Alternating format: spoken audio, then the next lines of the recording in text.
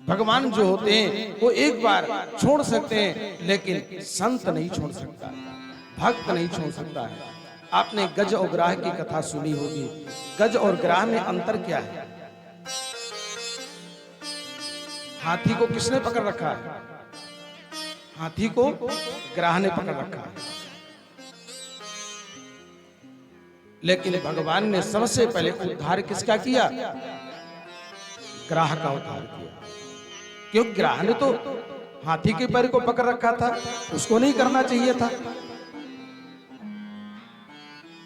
लेकिन भगवान कहते हैं जो मेरे भक्त के चरणों को पकड़ता है, जो मेरे भक्तों के आश्रित रहता है, मैं उसको पहले उद्धार करता हूं, और मेरा भक्त है उसको मैं तो करूंगा ही करूंगा।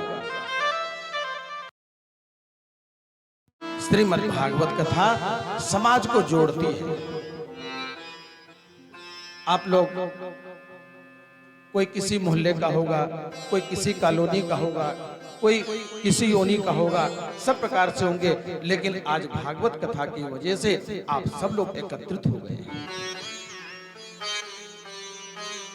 जो समाज को जोड़ता है वो भगवान है, चाहे इंसान ही क्यों ना हो। आज देखते हैं जो बड़े बड़े ऋषि मुनि महात्मा हुए, अभी भी जो समाज में समाज की सेवा करते हैं, समाज उनको सम्मान करता है। वो सम्मान नहीं चाहते। अमाने नाम मान देवा, वो तो अमानी है, वो अमानी है। तो जो समाज की सेवा करता है, जो समाज में रहता है, समाज को जोड़ कर चलता है, वो भगवान है, ईश्वर है। और भगवान का भी यही काम है, भगवान जोड़ते हैं। आज भागवत कथा की वजह से आप सब लोग विराजमान हैं। सच्चिदानंद रूपाय विश्वोत्पत्त्यादि हेतवे तापत्रय विनाशाय श्री कृष्णाय वयं नुमः।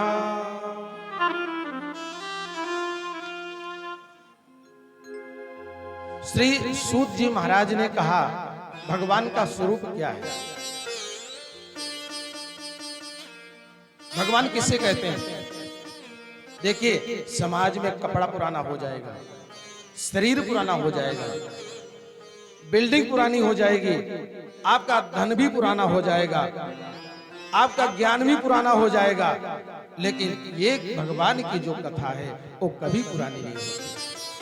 भगवान श्री कृष्ण को गए आज 5000 वर्ष हो गया। भगवान श्री राम को गए कितने हजार करोड़ वर्ष हो गए, कितने कल्प व्यतीत हो गए, कितने युग व्यतीत हो गए। लेकिन जिस समय भगवान राम की कथा होती है, उन भक्तों के हृदय में भगवान वैसे नृत्य करना शुरू कर देते हैं। कभी कथा पुरानी होती है क्या? तो भगवान क्या है? वो सत्य है। आपने कभी भगवान को दाढ़ी मूंछ देखा? कभी भगवान के शरीर पे झुर्रियां देखी? कभी भगवान के कपड़े फटे पुराने देखा? क्योंकि भगवान चैतन्य है। भगवान में आप भगवान की सेवा करो तो बहुत अच्छी बात है, नहीं करो तो भगवान से क्या? यदि माता पिता की हम सेवा करते हैं, ये हमारा धर्म है, हमारा कर्तव्य है। करेंगे तो कोई पुण्य नहीं मिलेगा, नहीं करेंगे तो पाप मिलेगा। इसलिए हमारे ओझा परिवार का जो संकल्प है, देखिए ये संकल्प भगवान कर सभी बेटों को प्राप्त हो। आपके श्री पिताजी ने कहा कि आप कथा करा दीजिए। अब 2, 4, 5 साल तो हो गए होंगे। स्वाभाविक ऐसे आयोजन तो बड़े हिम्मत से होते हैं, बड़ी साधना से होते हैं और बड़े संकट में होकर हो जाते हैं। ऐसे नहीं भगवान की कथा होती है। आज जो भागवत कथा कराता उससे पूछो, भाई आपने शरण में कर लिया क्या? उसने कहा कि नहीं भैया, बहुत परिश्रम करना पड़ा। परिश्रम आपका व्यर्थ हो सकता है, पुरुषार्थ व्यर्थ हो सकता है, लेकिन भगवान की कृपा व्यर्थ नहीं हो सकती।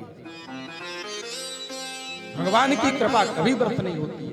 पुरुषार्थ अहंकार को दिलाता है, परिश्रम अहंकार को दिलाता है, लेकिन जो भक्ति होती है वो नम्रता को दिलाती है। तो आज उन्होंने ये जो भागवत कथा है अपने माता पिता के श्री चरणों में रख करके और उनके जीवन में भागवत कथा सुनाने का संकल्प किया है। तो देखो ये कितना बड़ा सौभाग्य है।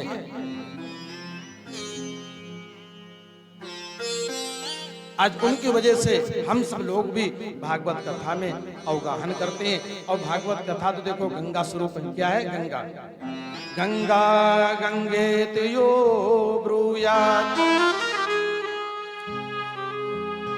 योजनानां शतैरपि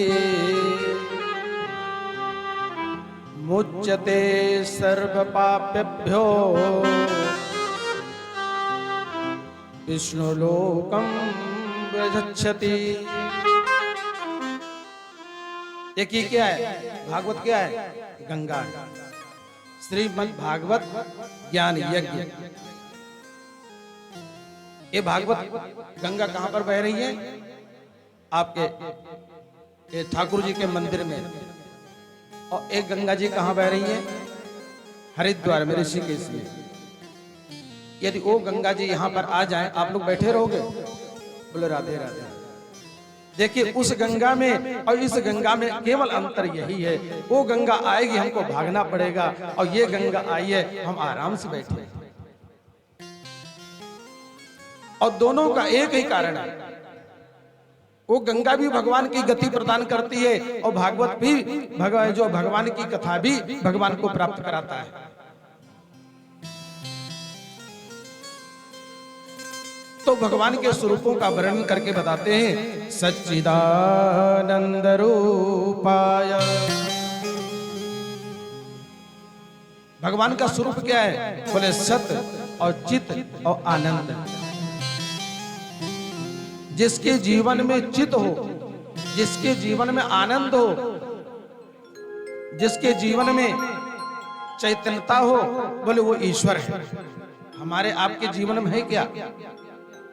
हमारे बाल कब सफेद हो जाते हैं? 335 करोड़ बाल होते हैं, और उन 30-35 करोड़ों में एक बाल कब सफेद हो जाता है? 24 घंटे हमारे शरीर में रहता है, 24 घंटे देखते रहते हैं, लेकिन वो एक बाल कब सफेद हो जाता है हम जान ही नहीं पाते। फिर एक दिन मन आता है कि लगता मेरे बाल सफेद हो गए। धीरे धीरे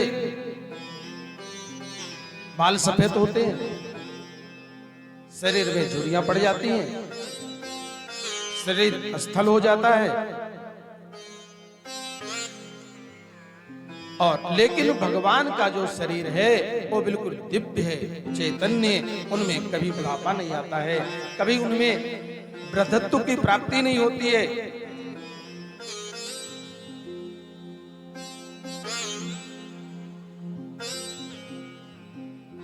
सत्यम भवति सर्वदा, जो सत्य सनातन नित्य निरंतर 24 घंटे अहर्निश एक जैसा रहता है, उसी का नाम परमात्मा है। और वही जो है विश्व की उत्पत्ति करता है, पालन करता है, प्रलय करता है, और सच्चित आनंद उसमें रहता है, तापत्रय विनाशाय। देखिए भगवान की कथा हम इसलिए सुनते हैं कि हमारे जीवन में रोग लगा हुआ है। हमारे जीवन में क्या रोग लगा है? हमारे जीवन में रोग सबसे बड़ा क्या लगा है कि मैं एक वृद्ध हो जाऊंगा और एक मेरी आयु समाप्त हो जाएगी। है सबके जीवन में? ऐसा कोई है जो बीमार नहीं है? है कोई ऐसा जो नहीं? हाथ उठा के बतावे, है कोई निरोगी है क्या? सब रोगी है। इसलिए सब रोगी है तो सबको दवा भी चाहिए। बोलो राधे राधे। दवा किसको किसको पीना है? अब देखिए स्वार्थ आ गया, नहीं आ गया? स्वार्थ आ गया। तो भगवान की कथा हम सुनते हैं तो कोई बहुत बड़ा काम नहीं करते। भगवान की कथा अपने लिए सुनते हैं, हम कहीं बूढ़े ना हो जाएं जल्दी, कहीं हमारे बाल सफेद ना हो जाए, और कहीं धन संपत्ति हमारे हर समय जीवन में आता रहे, इसलिए हम कथा सुनते। तो भगवान कहते हैं तापत्रय विनाशाय। मिट्टी, ये शरीर क्या है? मिट्टी है। एक भक्त कहता भाई इस शरीर भी मिट्टी है और ये भी मिट्टी है। पृथ्वी, जल, तेज, वायु, आकाश 5 तत्व है। ये जब शरीर शांत होता है तो क्या होता है? मिट्टी भी मिट्टी मिल जाती है, अग्नि अग्नि मिल जाती है, और वायु तत्व वायु तत्व में चला जाता है। पृथ्वी जल जल जल तत्व में प्रतीत हो जाता है। अब जैसे आप परिश्रम से करके आए तो देखो पसीना आ गया, ये क्या है? जल तत्व।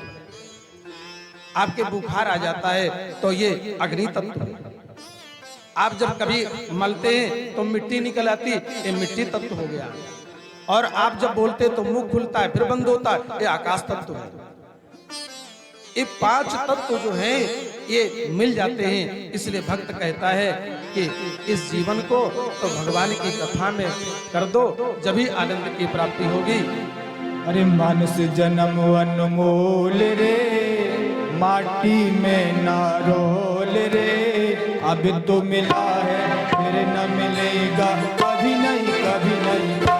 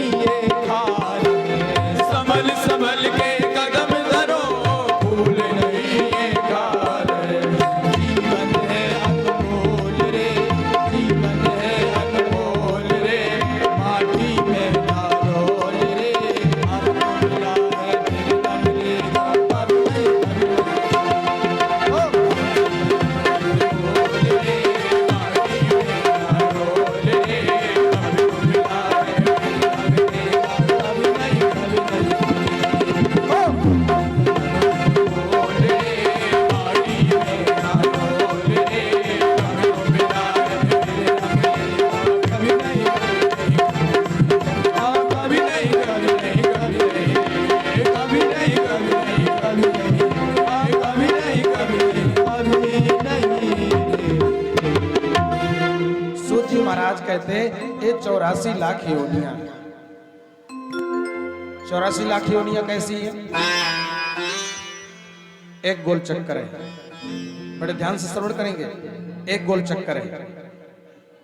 भगवान ने 2 नेत्र दे रखा है, भगवान ने 2 नासिका दे रखी है, भगवान ने एक मुख दे रखा है, भगवान ने 2 हाथ दे रखे हैं, 2 पैर दे रखे हैं। आपके शरीर में यह देखा जाए तो 2 शब्द ही है। हाथ बोले कितना आया? हाथ, 2 शब्द है। गाल, कंधा, सब 2 ही, क्योंकि दुनिया 2 प्रकार से बनी है। किस प्रकार से बनी है? 2 प्रकार से। पुरुष और प्रकृति के द्वारा इस संसार का निर्माण किया गया है। पुरुष कौन है? नर, और प्रकृति कौन है? नारी। इस सृष्टि में, पृथ्वी पर, भूलोक में नर और नारी 2 श्रेष्ठ हो जाए, संपूर्ण भारतवर्ष, संपूर्ण सृष्टि सुखमय हो जाएगी। क्यों? क्योंकि भगवान ने इस मानव को इतना धन दे रखा है, इतना यश दे रखा है, इतना ज्ञान दे रखा है, इतना विज्ञान दे रखा है कि ये 2 व्यक्ति पूरे संसार का पालन पोषण कर सकते हैं। हमारे इसमें 84 लाख योनियां हैं और इसी मानव जीवन से ही उनकी तृप्ति होती है। आपके घर में कीड़े मकोड़े होते हैं, जूठन गिर जाती कौन खाता? कीड़े मकोड़े खा लेते हैं। आपके घर में कुछ बच गया, बाहर डाल दिया, पशु पक्षी खा गए। किसान अन्न उत्पन्न करता है, पक्षियां खाती हैं, चूहे खाते हैं। तो बताइए समाज का उत्थान किससे हो रहा है? नर और नारी से हो रहा है। और समाज में यदि नर और नारी तो श्रेष्ठ रहेंगे, पूरा समाज भी खराब हो जाएगा। इसलिए संसार की उत्पत्ति 2 प्रकार से बनाई गई है, पुरुष और प्रकृति। प्रकृति माने नारी और नर माने मनुष्य। ये 2 श्रेष्ठ हो जाए और संसार की जितनी सुख सुविधा है, जितना वैभव है, जितना साम्राज्य है, वो किसको प्राप्त हुआ है? 2 व्यक्तियों को, नर और नारी को। हम महल बनाते अपने लिए बनाते हो? कभी किसने चूहा के लिए बनाया घर कि भैया हमारे घर में 4 चूहे रहते हैं, उनके लिए भैया घर बना लो? उनको जहर और देते थे, बोलो राधे राधे। देखिए, आपने गौतम बुद्ध का नाम सुना होगा। गौतम बुद्ध, उनको ज्ञान की प्राप्ति कहां से हुई? गौतम बुद्ध जो थे, इनके जो माता पिता थे, इनको बाहर नहीं जाने देते थे। बाहर जाएंगे तो समाज इनको देख लेगा, या समाज के गुण अवगुण इन पर हो जाएंगे तो मेरा बेटा मेरे से निकल जाएगा। बाहर नहीं जाने देते थे। एक दिन गौतम बुद्ध जा रहे थे तो 100 नहीं हो पाए थे। एक राक्षस था, वो हत्या करके मूड़ को काट करके अपने गले में पहन लेता था। एक दिन गौतम बुद्ध मिले, बोले भाई आप इसको क्यों मारते हो? बोले हमारे स्वभाव है मारने का। तो उन्होंने कहा ठीक है, आप मारते हो? बोले हम मारते हैं। तो उन्होंने देखा एक पेड़ लगा है, वृक्ष से कहा शाखा तोड़ो। शाखा तोड़ लिया। गौतम बुद्ध ने कहा कि इसको आप जोड़ दो। उसने कहा जोड़ नहीं सकता। बोले जो तुम जिला नहीं सकते तो मारने का अधिकार भी तुमको नहीं प्राप्त। यदि आप जीवन दान नहीं दे सकते हैं तो आपका मारने का अधिकार भी आपका नहीं है। एक माता पिता ही होता जो अपने पुत्र पे ताड़न भी करता है, मारता भी है, डांटता भी है, फटकारता भी है, समय समय प्यार भी करता है। क्यों करता है? क्योंकि माता पिता उसके गार्जियन है। तो मानने का अधिकार केवल उसी को। तो गौतम बुद्ध निकलते नहीं थे बाहर। एक दिन जा रहे थे तो उनको बूढ़ा सा व्यक्ति दिखाई पड़ा, डंडा देखते हुए, हाथ कंप रहा था, 3200 दांत बाहर थे, नेत्रों से दिखाई नहीं पड़ता था, झुर्रियां पड़ी हुई थी, गरम गरम सांस ले रहा था। उन्होंने सेवक से पूछा, महाराज ये कौन है? बोले मनुष्य है। उन्हें कहा ऐसे कैसे हो गया? बोले महाराज सबकी गति ऐसे हो जाती है लास्ट में। गौतम बुद्ध को वहीं से ज्ञान की प्राप्ति हो। गौतम बुद्ध अपना घर छोड़ दिया, अपना परिवार छोड़ दिया। आज ये उनका नाम लिया जा रहा है, उनको आत्मज्ञान की प्राप्ति हो गई, तो आज उनको मुहर लगा करके उनको उदाहरण दिया जाता है।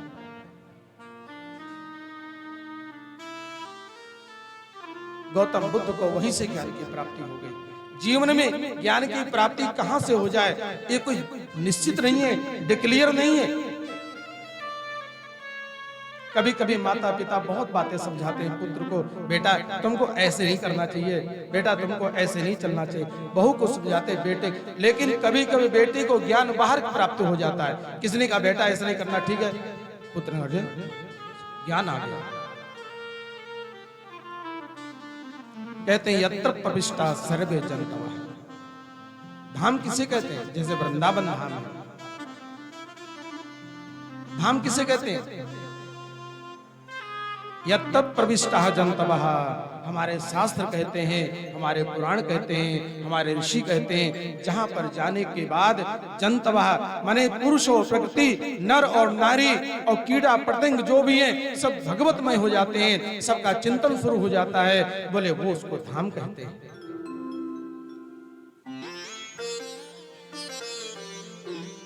सूत जी महाराज आए, सोनकाद ऋषियों ने प्रश्न किया, बड़ा सुंदर प्रश्न किया सोनकाद ऋषियों ने। सोनकाद ऋषियों ने कहा कि महाराज हमें ये बताइए कि ज्ञान की प्राप्ति कैसे हो जाती है। सोनकाद ऋषियों की प्रश्न को सुनकर के सूत जी ने कहा, सोनक हम तुमको ऐसी कथा सुनाएंगे, क्योंकि ये जो शास्त्र है ना ये भी जंगल है। बोलो राधे राधे। ज्यादा पढ़ाई भी करना व्यर्थ है। बोलो राधे राधे। हाँ, आप लोग देखते होंगे कि कभी बेटा बहुत पढ़ता था, बहुत अच्छा था, लेकिन अब बैलेंस हो गया। बोलो राधे राधे। तो साधना है, प्रेम है, व्यक्ति को समय के अनुसार ही करना चाहिए और समय के हिसाब से ही करना चाहिए। यदि ज्यादा आप ओर चले गए तो आपका स्क्रू ढीला हो जाएगा। इसलिए सोनकाद ऋषियों ने से कहा, सूजने की जो भागवत कथा है ना, ये शास्त्र 18 पुराण है और अभी सब वेद है, सब क्या जंगल है। बोलो राधे राधे। क्योंकि कुछ बातें ऐसी हैं जिनको समझ नहीं पाते हैं। है तो सही, लिखा सही है, लेकिन हम समझ नहीं पाते हैं क्योंकि हमारे पास गुरु नहीं होता है। गुरु नहीं होता इसलिए बात समझ नहीं पाते। और जब गुरु जी आ जाते हैं तो उस बेटे को ऐसे समझाते, बेटा ऐसे करो वैसे करो, काम सही हो गया। तो उन्होंने कहा देखो हम आपको कथा सार सार सुनाएंगे। कैसे सुनाएंगे? सार, जिसमें आनंद आपको प्राप्त हो, सुख की प्राप्ति हो। क्योंकि बहुत लोग ऐसे शास्त्र पढ़ करके आप देखते होंगे, जन्म से लेकर के और जब वो 50 साल के हो गए तो राम का भजन किया, हनुमान का भजन किया, और समय थोड़ा बिगड़ गया तो किसी और योनि में चले जाते। बोलो राधे राधे। भाई जब 50 साल आपने इसमें रहकर भजन किया, आप 2 साल में उधर कैसे चले गए? इसका मतलब आपको विश्वास नहीं है। ये जो राम और कृष्ण का जो रास्ता है ये हाईवे है। बोलो राधे राधे। ये क्या है? हाईवे है, जीटी रोड है। आप यहां से आप कहीं भी जा सकते हैं। बाकी सब गलियारे हैं, बाकी सब गलियां हैं, लेकिन एक राम और कृष्ण का जो मार्ग है ये बिल्कुल हमको वहीं ले जाएगा जहां हमें चाहिए। सोनकाद ऋषियों ने कहा हम सार सार कथा आपको सुनाएंगे। बोले देखो, भाग्योदयेन बहुजन्म समर्जितेन सत्संगमं च लभते पुरुषो यदा वै। देखो आप लोग भूखे प्यासे भी हैं, कथा जल्दी विश्राम करेंगे। आप लोग बहुत अच्छे हैं, क्योंकि आप लोग सवेरे ही घर छोड़े और इतनी दूर आप लोगों ने बड़ी सुंदर यात्रा किया। तो हमारे दीपक जी ने कहा भाई अभी कथा सुना दीजिए, अभी सब लोग बैठे हैं, फिर कथा का चले जाएंगे, फिर उनको भी डिस्टर्ब होगा, आएंगे फिर नहीं आएंगे। तो हमने कहा बिल्कुल बहुत अच्छी बात है, आप लोग धैर्य धारण करके बैठे हैं। और देखिए तो सनकादिक ऋषियों ने कहा हम तुमको कथा ऐसी सुनाएंगे जो मन को खुश करने वाली हो, मन को आनंद देने वाली हो। बोले देखो एक तुंगभद्रा नदी के किनारे एक आत्मदेव नाम के ब्राह्मण रहते थे। वो ब्राह्मण जो थे बड़े अच्छे थे, कर्मनिष्ठ ब्राह्मण थे। भक्ति बीज पलटे नहीं, जो जुग जाय अनंत, ऊंच नीच कुल उबरे, होय संत को संत। कबीरदास जी कहते हैं जीवन में जो भजन किया जाता है, साधना किया जाती है, वो कभी व्यर्थ नहीं होती। आज आत्मदेव जी के घर में सब कुछ है, पत्नी नालायक है, तकलीफ नहीं है, बेटा नहीं, ये तकलीफ है। उन्होंने सब कुछ किया, नहीं प्राप्त हुआ, अंत में आत्महत्या के लिए चले गए। देखिए जीवन में आत्महत्या जो है ये कोई सही मार्ग नहीं है, लेकिन वो कौन करते हैं? जिनको शास्त्र का चिंतन नहीं होता है और जिनके पास गुरुओं का ज्ञान नहीं होता है, जिनके पास शास्त्रों का ज्ञान नहीं होता, वो ऐसी स्थिति में आ जाते हैं। क्योंकि ज्ञान है उसको बचाने की आवश्यकता। आज आपको बढ़िया रसगुल्ले मिल जाए, राधे राधे, रसगुल्ले गुलाब जामुन, जब पहला कौर खाएंगे आपको तो आपको बहुत अच्छा लगेगा, दूसरा खाएंगे तो कम अच्छा लगेगा, तीसरा खाएंगे कम अच्छा लगेगा, धीरे धीरे जब पेट भर जाएगा तो जो सामने थाली में होगा ना, भैया इसको जल्दी ले जाओ, इसको जल्दी ले। अब क्यों नहीं अच्छा लग रहा? क्योंकि आपकी जो भूख थी उतना ही आपको चाहती थी, ज्यादा खाएंगे तो जीर्ण हो जाएंगे। तो आत्मदेव के जीवन में केवल बेटा नहीं था, ये गिलानी थी, आत्महत्या के लिए गए तो आत्महत्या के समय उनको एक संत की प्राप्ति हो गई। देखिए आत्मदेव जी पढ़े लिखे विद्वान थे, संध्या करते थे, गायत्री का जप करते थे, शास्त्रज्ञ थे, विद्वान थे। आज देखो इनका जीवन बर्बाद नहीं हुआ। हमारी आपकी क्या चल रही? परीक्षाएं चल रही, बोलो राधे राधे, क्या चल रही है? और रिजल्ट कब आएगा? बोलो राधे राधे। रिजल्ट आने में देर है, अभी हम लोग परीक्षाएं दे रहे हैं, बोलो राधे राधे। अभी पढ़ाई लिखाई चल रही है, रिजल्ट कब आएगा? जब हम शरीर पे गिर जाएंगे, अरे हाँ भाई वो तो बहुत अच्छा था, भाई बहुत बढ़िया था, वो तो एक दिन हमको मिल गया ना, तो हमको गाड़ी पर बिठा कर हमारे घर छोड़ दिया करके, बोलो राधे राधे। और रिजल्ट खराब कब आता? अरे बड़ा बेकार है वो तो, हमको 10 गाली रोज देता था, बहुत बेकार। रिजल्ट आ गया, मरने के बाद समाज यदि उसका बड़ाई करता है, सम्मान करता है, समझ लो आपका रिजल्ट सही आ गया है। और समाज वही आपको मरने के बाद गाली देता है, समझ लो आप फेल हो गए। विद्यार्थी 1 साल पढ़ता है और परीक्षाएं 2 दिन की, 4 दिन की, 7 दिन की परीक्षाएं होती है और रिजल्ट 1 दिन निकलता है। एक गांव में रहता था व्यक्ति, बहुत दुष्ट प्रकृति का था। वो जब तक जीवन रहा तब तक गांव में एकता नहीं होने दिया।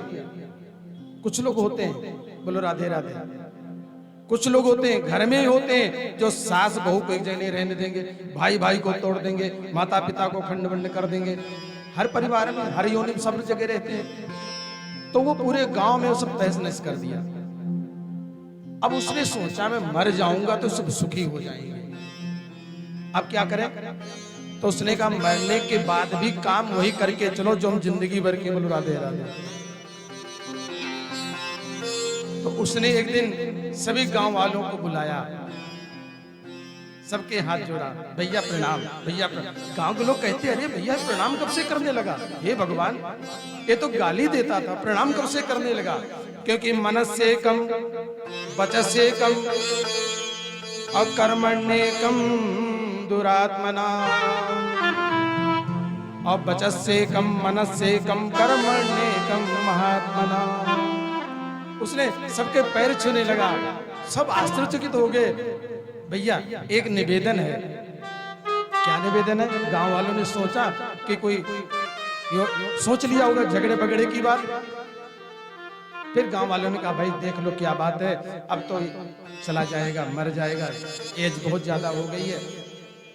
उसने कहा भैया हम जीवन भर आपको बहुत कष्ट दिए, बहुत दुख दिए, हम सोचते मरने के बाद हम हमारी यश में यश की कीर्ति हो, इसलिए थोड़ा अच्छा काम करना चाहते हैं। गांव वालों ने कहा भाई एक काम तो हम लोग कर देंगे, क्या है? गांव वाले समझदार थे। उसने कहा भैया बस एक प्रार्थना है। बोले बोलो। बोले भैया जब हम मर जाएं तो हमारे पेट में खूंटा लगा देना। बोलो राधे राधे। गांव वालों ने कहा भगवान ये खूंटा कौन लगा गया तुम्हारे पेट में? फिर दो चार बुद्धिमान थे, दो चार बोले कोई बात नहीं, अंतिम स्थिति है, हाथ जोड़ रहा, पैर छू रहा है और सबके कर रहा, तो इतना तो काम कर ही देंगे, ठीक है। अब जब मर गया तो गांव के लोगों ने एक इतना बड़ा खूंटा लाए, उसके पेट में गड़ा दिया। अब तो खून खच्चर हो गया। अब उस मुर्दे को लेकर जा रहे थे, सामने डीएम की गाड़ी आ गई, देखा मुर्दा जा रहा है, ये ऊपर क्या लगा हुआ है, शंका हो गई तुरंत। शंका, नीचे उतारो। अरे नहीं साहब तो मर गया। नहीं नहीं उतारो। उतारे तो कपड़ा निकाला, देखा खूंटा गड़ा हुआ है। क्यों तुम लोगों ने इसको मार दिया है? और अब कहे तो मर गया। नहीं नहीं इसे नहीं नहीं कुछ नहीं, चलो जेल। मरत सिखावन दे गए, मरते मरते भी सिखावन दे गए। कौन कौन? मारीच और जटायु। तो वो मरते मरते भी एक ऐसा काम करके गया कि गांव वालों को भी जेल पहुंचा दिया। तो मनस से कम, वचस से कम, जिसका मन एक है, वाणी एक है और कर्म एक है, वो कौन है? महात्मा। वो कौन है? संत। और जिसकी वाणी कुछ है, मन में कुछ है और क्रिया के द्वारा कुछ और दिखा रहा, बोले कौन है? बोले दुरात्मा है। आत्मदेव जी ने आज ज्ञान प्राप्त किया था, संत की कृपा प्राप्त हुई, संत ने उनको फल दिया, संत ने ज्ञान दिया है। राजा सगर की कथा सुनाया है। राजा सगर के एक दो बेटा नहीं थे, राजा सगर के 60,000 बेटा थे। चित्रकेतु को ज्ञान दिया, लेकिन सब ज्ञान फेल हो गया। फल दिया धुंधली को खिलाने के लिए, धुंधली नहीं खाई, गाय को खिलाया और दूसरी बहन का बेटा लेकर के पाल पोस करके हुआ। नामकरण का समय आया, नामकरण में रखा धुंधकारी। देखिए धुंधली कौन है? धुंधली, धुंधली वो है जिसको आत्मज्ञान नहीं है। धुंधकारी कौन है? जो आत्मज्ञान से रहित है और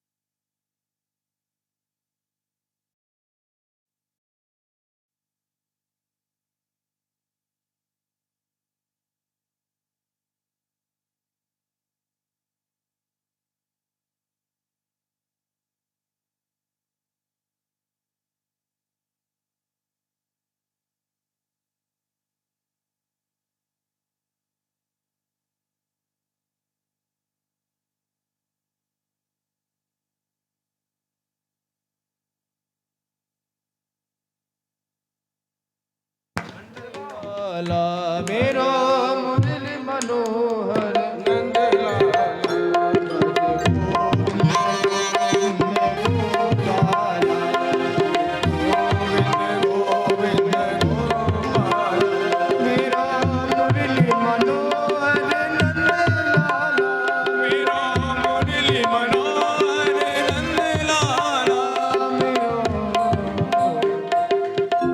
आत्मदेव जी थे, बड़े संत थे। फल पत्नी नहीं खाया, आप सब कथा जानते हैं। उसका तात्पर्य क्या है? आत्मदेव जी ज्ञानी थे, विज्ञानी थे, लेकिन इनका जीवन अंतिम में परीक्षा में पास हो गए। नामकरण का समय आया, धुंधकारी नाम रखा। समय काल आया, एक सुंदर गाय के बछड़ा हुआ, उसके कान गौ के समान थे, इसका नाम उसका गोखन रखा। अब देखिए, संत का प्रसाद व्यर्थ नहीं है।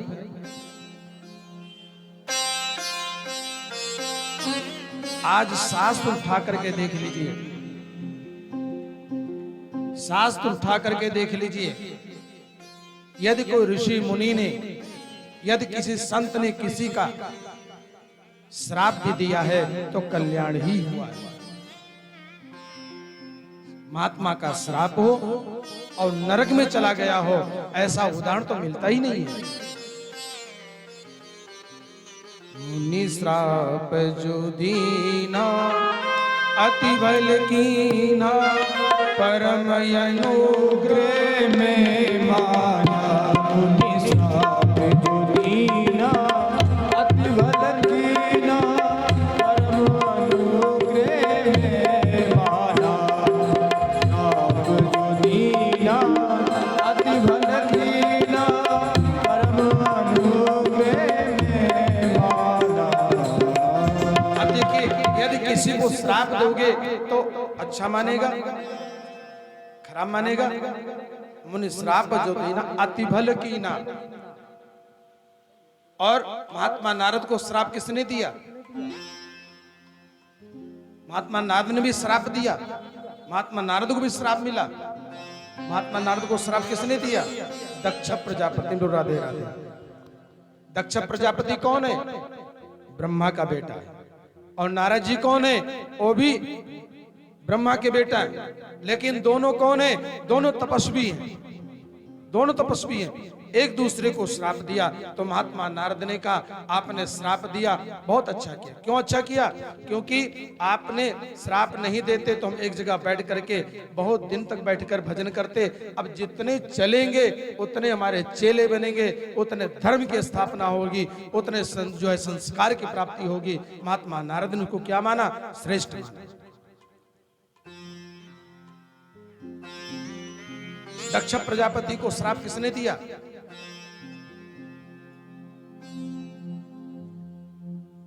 भगवान के शंकर के गणों ने श्राप दिया, जाओ बकरा हो जाओ। लेकिन बकरे के बाद भी क्या हुआ? भगवान नारायण की प्राप्ति हुई। तो यदि ऋषि मुनि महात्मा, यदि कोई साधु संत, यदि किसी को कुछ अपशब्द भी बोलता है तो उसमें भी ज्ञान छिपा हुआ है।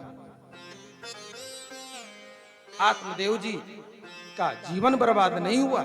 बेटा नहीं है, पत्नी नहीं श्रेष्ठ है, बेटा नहीं श्रेष्ठ है, लेकिन भागवत एक ऐसा ग्रंथ है कि पिता यदि पुत्र को ज्ञान दे, ये तो ज्ञान की बात है। और भागवत में क्या है? पुत्र पिता को ज्ञान देता है, ये विज्ञान की बात है।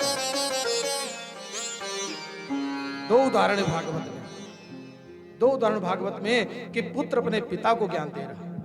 एक तो गोकर्ण जी ने अपने पिता आत्मदेव को ज्ञान की प्राप्ति कराया, एक कपिल देव अपनी मां को ज्ञान की प्राप्ति कराया।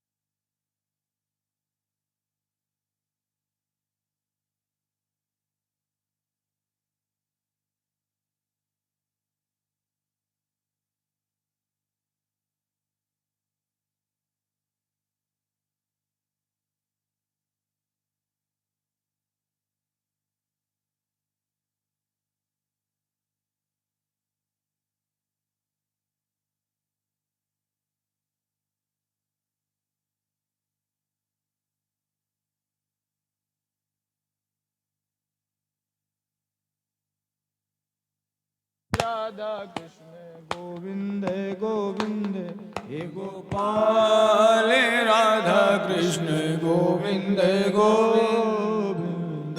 आत्मदेव जी को देखो, परीक्षा का समय आ गया आत्मदेव के। आत्मदेव जी पुत्र के वियोग में, देखिए भागवत में क्या सिखाता है, भगवान की कथा में क्या सिखाती है।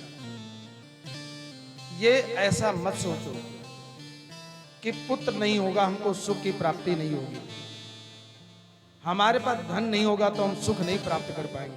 यदि आपके प्रारब्ध में यदि सुख है तो आपको सुख जरूर मिलेगा। आप बताइए, कुत्ते ने कौन सा ऐसा अच्छा काम किया है जो गाड़ी में घूमता है? बोलो राधे राधे। है?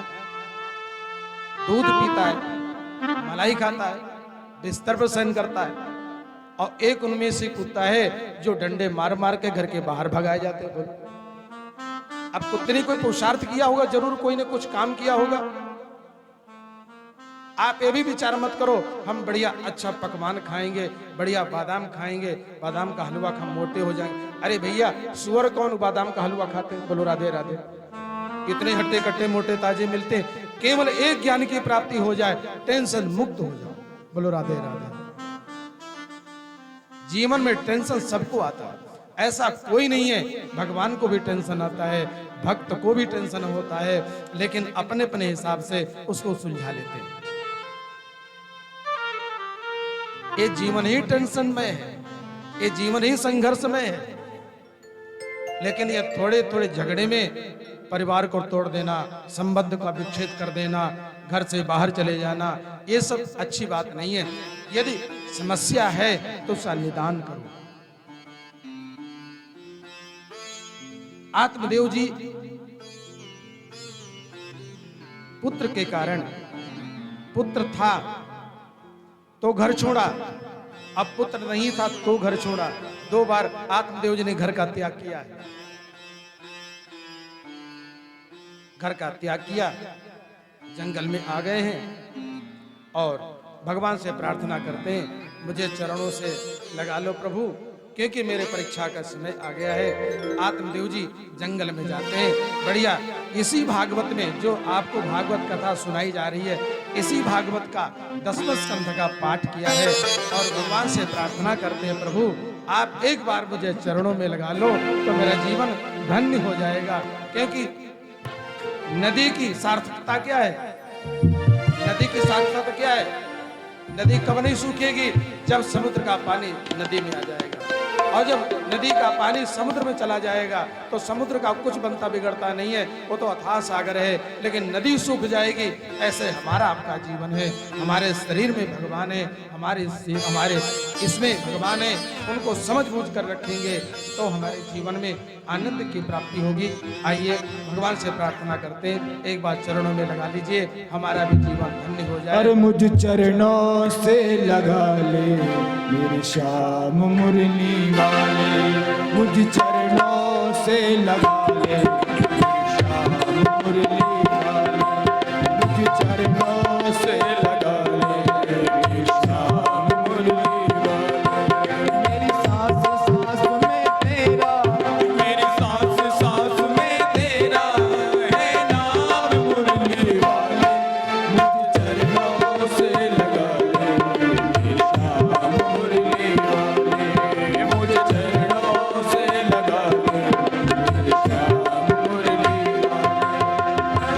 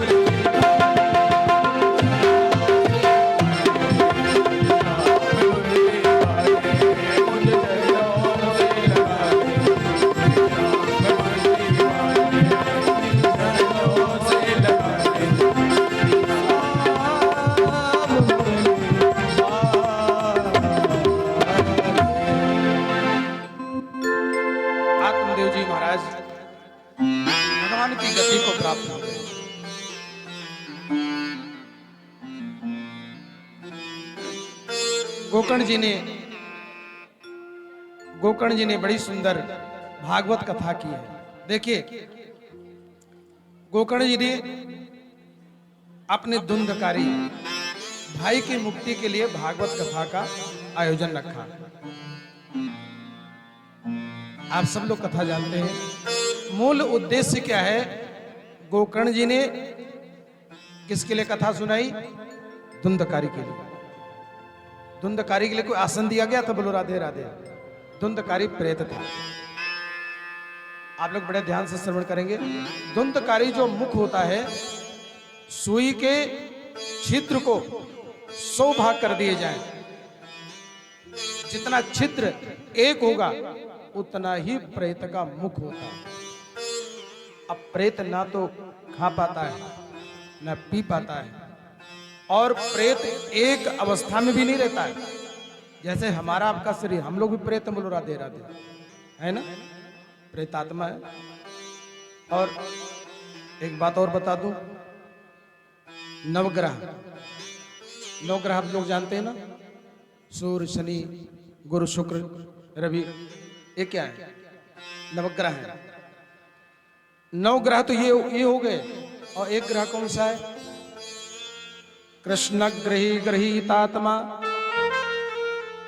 प्रहलाद जी कहते हैं, महाराज इन 9 ग्रहों से मुक्ति तो हो सकती है। आपका कोई ग्रह राहु केतु खराब है, आप जब करा दीजिए, आप कुछ पहन लीजिए तो शांत हो जाएंगे। लेकिन कृष्ण रूपी जो ग्रह, ये शांत नहीं होता है, क्योंकि इसलिए टेढ़ा है। बोलो राधे राधे। ये टेढ़ा है। इधर टेढ़ी में कोई चीज डाल दो तो निकल नहीं सकती है।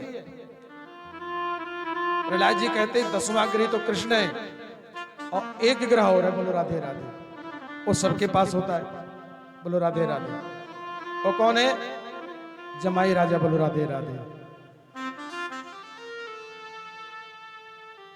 तो सुखदेव जी कहते हैं, राजा परीक्षित, गोकर्ण जी ने कथा सुनाया, तो कथा सुनाने की दक्षिणा। बोलो राधे राधे। गोकर्ण जी ने जब कथा सुनाई ना, तो जितने थे सबके लिए विमान आया। एक बार तो नहीं आया था, दोबारा कथा की जब आया, और उस विमान पर बैठ करके सारे लोग चले गए, जितने भी कथा सुने थे। अब ये तो कथा सुनने का फल हुआ। कथा जिसने सुना वो भगवान के धाम को चला गया। ये क्या हुआ? कथा सुनने की दक्षिणा श्रोताओं को भी प्राप्त। बोलो राधे राधे। अब वक्ता को दक्षिणा चाहिए, तो वक्ता की दक्षिणा तो ज्यादा होनी चाहिए, तो विशेष स्तर पर है। तो भगवान कृष्ण सामने खड़े हो गए। भगवान कृष्ण ने कहा, भाई इन लोगों ने कथा सुना, तो इनको मैंने अपना धाम दे दिया। गोप्यस्तु समालिंग्या मकरो सदृशम वपुः। सौनकाद ऋषियों से सूत जी महाराज कहते हैं, भगवान सामने खड़े हो गए और भगवान विचार करते हैं, मेरी कथा कहने वाला वक्ता है, ये तो श्रेष्ठ है, इसको मैं क्या दूं? भगवान ने कहा, यदि अपना लोक दे दूं तो। लेकिन भगवान भी सहन कर जाते हैं। जैसे हम आप सोते हैं ना, ऐसे भगवान भी सोते हैं, ब्रह्मा भी सो जाते हैं, इंद्र भी सो जाते हैं, शंकर भी सो जाते हैं, सब सो जाते हैं। अतल वितल तलातल सातल पाताल, ओम भू भुआ महाजना तपा, 14 लोग सब सहन कर जाते हैं। लेकिन हम तो इनको ऐसा स्वरूप देना चाहते हैं जो कभी समाप्त होने वाला ना हो। यदि हम इनको बहुत बड़ा साम्राज्य दे देंगे तो भी समाप्त होने वाला है। यदि सुंदर स्वरूप दे देंगे तो सुंदर स्वरूप भी कभी व्यर्थ हो जाएगा। यदि इनको मान सम्मान प्रतिष्ठा देंगे वो भी खत्म हो जाएगा। इसलिए गोकर्ण जी के सामने भगवान सोचते सोचते विचार करते करते सोचा, ऐसी कौन जो वस्तु है जो समाप्त होने वाली नहीं है। भगवान ने कहा, मेरा स्वरूप कभी समाप्त नहीं होता। बोलो राधे राधे। भगवान की गति कभी समाप्त होती है क्या? भगवान की सत्ता 14 भुवन में रहती है। चाहे राक्षस हो, चाहे देवता हो, चाहे मनुष्य हो, चाहे नर हो, चाहे नारी हो, भगवान की सत्ता हर जगह रहती है। यदि हिरण्यकश्यप को शक्ति प्राप्त हुई है वो भगवान से प्राप्त हुई। रावण को भी शक्ति प्राप्त हुई है वो भगवान से प्राप्त हुई। अग्नि में तेज जलने की जो शक्ति अग्निदेव को प्राप्त हुई है वो भगवान से प्राप्त हुई है। सूर्य में तपाने की जो शक्ति प्राप्त हुई है वो भगवान से प्राप्त हुई है। भगवान ने कहा, मेरा स्वरूप कभी नष्ट नहीं होगा। भगवान ने सामने खड़े हो गए और गोकर्ण जी सामने खड़े थे। भगवान ने गोकर्ण को अपने सारूप गति प्रदान कर दिया। बोलो गोकर्ण भगवान की जय हो। गोकर्णम तो समालिंग्या मकरो सदृशम भरिहि। यहां सूत जी कहते हैं सोनकादृश्यों, देखो हरि माने हरिम हरति पापानी कष्टानी। जो हरि वही होता है जो पापों को हरण कर लेता है, जो दुखों को हरण कर लेता है। ऐसे हरि भगवान ने गोकर्ण को अपना स्वरूप गति प्रदान किया। भगवान ने इस कलयुग में ज्यादा दूर जाने की बात नहीं है, 500-700 साल पहले की बात है, ज्यादा पुरानी बात नहीं। आपने मीरा जी का नाम सुना होगा, ज्यादा कथा विस्तार नहीं करेंगे, आप लोग भी भूखे हैं और हमारे ब्राह्मण भी इसी गति में। ऐसा मत सोच लीजिए कि ब्राह्मण भी खूब खाए पिए मस्त हैं। हाँ, क्योंकि वक्ता श्रोता तो एक ही जैसा होना चाहिए, ऐसा मत सोच लीजिए। तो कहने का तात्पर्य मीरा जी ने भी, मीरा को भी भगवान सारूप्य गति प्रदान की। आगे चल करके सप्ताह विधि की बताया, कथा कैसे करना चाहिए। देखिए कथा का विधान तो बहुत सारे हैं। भागवत में वर्णन बताया गया है कि किसी आपके मन में यदि भागवत कथा कराने की इच्छा है तो थोड़ा थोड़ा धन को संचय करो। पहले इतना धन खत्म नहीं लगता था भागवत कथा में। बोलो राधे राधे। अब तो बहुत पैसा खर्च होता है। बोलो राधे राधे। हाँ, पहले तो 2-3 हजार में भागवत कथा हो जाती थी। अब भाई महिमा बढ़ी तो खर्चा भी बढ़ा। बोलो राधे राधे। अब धन को एकत्रित करना चाहिए, 1 रुपया 2 रुपया। क्यों? आपके घर में बेटी होती ना, बेटा की चिंता नहीं होती पर बेटी की चिंता ज्यादा होती है। तुरंत एफडी करवा देंगे। बोलो राधे राधे। पैसे डालना शुरू कर दें, भैया बेटी इसकी समय पर शादी करना, बेटे की चिंता नहीं है। ऐसे ही यदि किसी को भागवत कथा करानी हो, धन नहीं है पर्याप्त मात्रा में, तो 1-1 रुपया इकट्ठा करके जब पैसा इकट्ठा हो जाए तब किसी मन अच्छा देख करके घर में बाहर राय करके और किसी अच्छे ब्राह्मण को बुलाना चाहिए। भैया हम कथा कराना चाहते हैं, आप कोई अच्छा मुहूर्त निकाल। आप मुहूर्त मत निकालिए। बोलो राधे राधे। आजकल तो यजमान स्वयं मुहूर्त निकाल लेते हैं। बोलो राधे राधे। बोले महाराज हमको तो अभी समय है, तो पंडित जी भी कहते तुमको अभी समय, हमको भी समय। बोलो राधे राधे।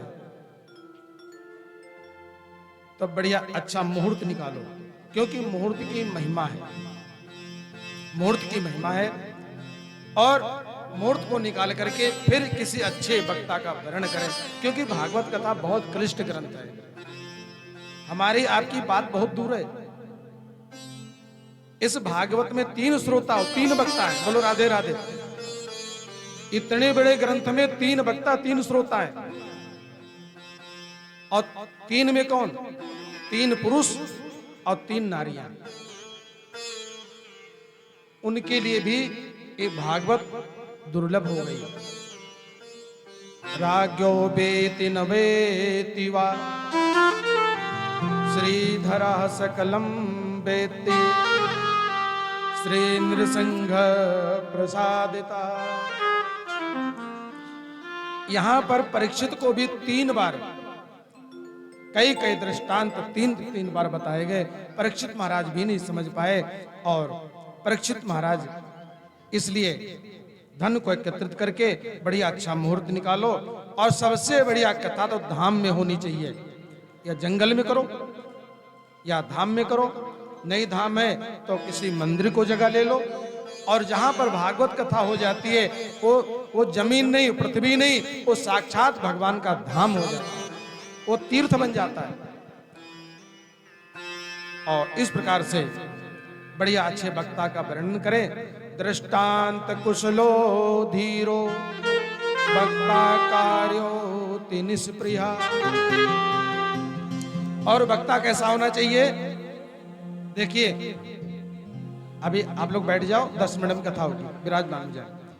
देखिए वक्ता और श्रोता वक्ता और श्रोता दोनों की एक स्थिति होनी चाहिए। टीचर और विद्यार्थी की एक रेंज में होना चाहिए। यदि टीचर बहुत अच्छा पढ़ा लिखा होगा तो विद्यार्थी को पढ़ा नहीं पाएगा। वहां पर टीचर को विद्यार्थी के रूप माना गया। यदि विद्यार्थी योग्य है तो टीचर को विद्यार्थी के रूप माना पड़ेगा। इसी प्रकार से भागवत कथा भी है।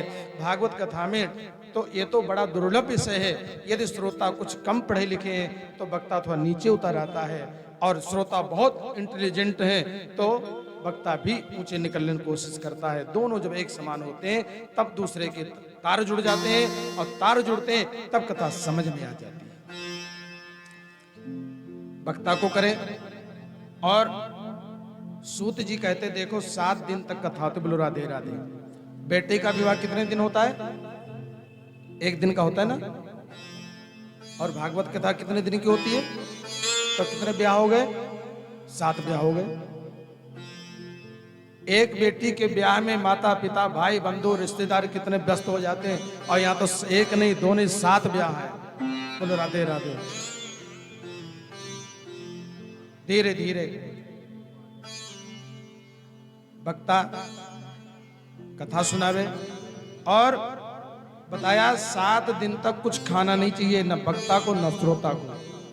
सनकादिक ऋषियों ने कहा महाराज ये तो बहुत दुर्लभ विषय, 7 दिन तक नहीं खावे। तो कहा कोई भागवत सुना रहे, मनगढ़ंत बात नहीं है।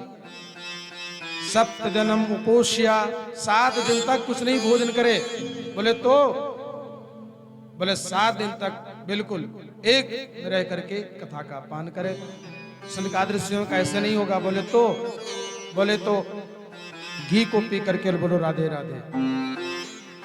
अब घी कितने रुपए किलो है? अब बढ़िया घी तो मिलता नहीं है, लेकिन जो डंकी की चोट पर कहते हो 5,000 रुपए किलो देते घी। बोलो राधे राधे। अब 5 ब्राह्मण आपके घर में आ गए घी पीने के लिए तो क्या होगा? बोलो राधे राधे। तो बोले महाराज घी भी नहीं पचा पाएंगे। फिर बोले फलाहार है, फल को करो। बोले फलाहार भी बहुत महंगा पड़ रहा है। कुट्टू का आटा 80 रुपए किलो है, और नवरात्रि में तो 100 रुपए किलो हो जाता है। 5 ब्राह्मण 5 जजमान मिलकर 20 लोग हो गए, और दोनों सब फलाहार करेंगे तो कितना फलाहार लग जाएगा? तो फलाहार भी नहीं करेंगे। फिर तो दूध पी करके रहो। बोले दूध भी अच्छा दूध नहीं मिलता है। बोलो राधे राधे। 60 रुपए किलो भैंस का दूध है, ज्यादा गारंटी करता 70 रुपए किलो ले लो। लेकिन गारंटी ओरिजिनलिटी की नहीं है, खाली वाणी की। बोलो राधे राधे। तो दूध भी ओरिजिनल नहीं मिल पाता है। फिर तो पानी पी करके रहो। बोले पानी भी 20 रुपए लीटर मिल रहा। बोलो राधे राधे। तो बोले फिर तो ऐसा करो, एक बार भोजन करो। भोजनम तो बरम मन्ने, एक समय भोजन करो। लेकिन ऐसा है 5 घंटे बैठोगे, कथा सुनोगे, पेट खराब नहीं हो जाए, सिर में दर्द न हो जाए, गरिष्ठान का त्याग कर देना। कटहल है, अरहर की दाल है, मसूर की दाल है, उड़द की दाल है, बाटी दाल चूरमा है, इनको 7 दिन तक मत खाना। किसी ने कहा महाराज हमको बाटी दाल अच्छा लगता है, तो भैया बाटी दाल खाना पर कम खाना, एक बार भोजन करना। एक भगत जी बोले महाराज हम तो 10 बार भोजन करते हैं। सनकादिक ऋषियों ने कहा भैया तुम 20 बार भोजन करो, पूरे दिन भोजन बैठे रहो, लेकिन कथा सुनो भगवान की। राधे राधे। केवल कथा में विधान इसलिए बताया गया ताकि आपको विघ्न नहीं आवे कथा में। आप खूब भोजन करो, खूब घी पियो, खूब पानी पियो, लेकिन 5 घंटे बैठो, आपके शरीर में विकृति न हो, इसलिए फलाहार का विधान बनाया गया है। बाकी कोई विशेष समस्या नहीं है। यदि आप भोजन करके बढ़िया भोजन करके और कथा सुन सकते हो तो खूब कथा सुनो और खूब भोजन करो। तो इसलिए सुखदेव जी कहते हैं भोजनम तो बरम मन्ने। यदि भोजन सुनने में, यदि कथा सुनने में भोजन विघ्न करता है तो भोजन को छोड़ दो, और यदि भोजन करने से कथा अच्छी लगती है तो भैया भोजन की थाली पर बैठे रहो और कथा सुनते रहो भगवान की। भगवान शंकर का क्या है? भगवान शंकर जहर पी लेते। क्यों पी लेते? राम नाम का जप करते, कुछ लोग भांग पी करके भजन करते, साधना करते। यदि भांग भगवान की भक्ति में साधना करती है तो भांग आप पी सकते हैं। यदि समाज में दुर्व्यसन होता है तो उस भांग का त्याग कर सकते हैं। समाज में जो विषय हमको अनुकूलता रहती उसको सेवन करते हैं, जो नहीं करते उसको त्याग कर देना चाहिए। इस श्रीमद् भागवत की महिमा की विधान बताया गया है। अब आरती होगी और आरती के बाद एक भजन और भजन के बाद पुष्पांजलि और प्रसाद लेकर के जैसी यहाँ की व्यवस्था हो उसमें आप सब लोग कल 1 बजे से लेकर के 4 बजे, हाँ भोग लगा दो। तो एक भजन होगा और कल 1 बजे से 4 बजे तक, कल 1 बजे से 4 बजे तक। देखिए कथाएं तो भगवान की कृपा से बहुत होती ही और हो रही है, होना भी चाहिए, क्योंकि धर्म का प्रचार प्रसार तो हमारे भारतीय संस्कृति का प्रथम लक्ष्य है। और ये भागवत कथा में यदि कोई संकल्पित सुनना चाहता है, किसी की बेटा नहीं है, किसी के शादी नहीं हो रही है, किसी के घर में दरिद्रता है, किसी के घर में क्लेश है, आप एक आसन से 7 दिन तक कथा सुनेंगे, मैं गारंटी के साथ कहता हूं कि आपके घर में उस समस्या का हल हो जाएगा। हमारी जो रेखा बहन जी हैं, दीपक जी हैं, जयपुर में बहुत सारे कार्यक्रम भागवत कथाएं होती रहती हैं और बहुत जगह भी होती हैं। और ये उदाहरण बता रहे हैं, भागवत कथा क्या नहीं देती है ये विचार करो आप, और भागवत क्या नहीं देगी ये विचार करो। भागवत सब देती है, बस आप एकाग्र होकर के, भगवान की कथा सब कुछ देने वाली है। आप एकाग्र होकर के एक आसन से बैठ करके, और कथा सुनने का श्रोता का लक्षण क्या है, कथा से पहले आवे और कथा के बाद जाए और एकाग्र चित्त होकर के कथा का श्रवण करे और भागवत के प्रति भावना, श्रद्धा, व्यास के प्रति श्रद्धा, भागवत के प्रति श्रद्धा, यहाँ पर जो भगवान में विराजमान देवी देवता उनके प्रति श्रद्धा, ऐसा करके जो कथा सुना करेगा उसको जरूर जीवन में जरूर 7 दिन के अंदर फल की प्राप्ति होगी। बोलो राधे राधे।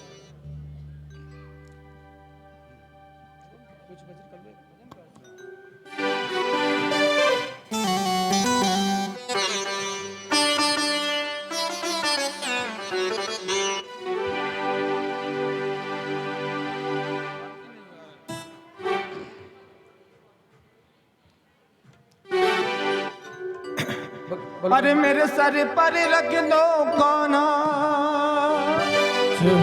ये दोनों देना हो तो दीजिए जन्म जन्म का साथ, देना हो तो दीजिए जन्म जन्म का साथ। मेरे सिर पर रख बनवारी, ओ मेरे सिर पर रख बनवारी, मेरे सिर पर रख बनवारी, अब सिर पर रख बनवारी, अपने ये दोनों देना हो तो दीजिए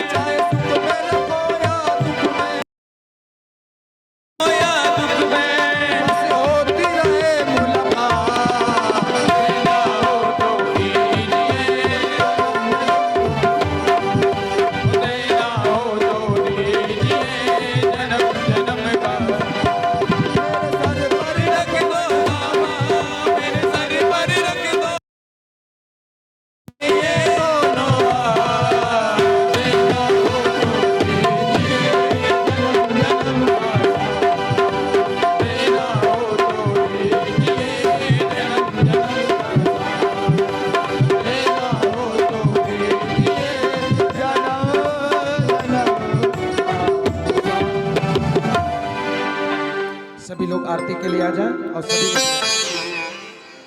सभी हमारे दीपक जी और गिरवेश जी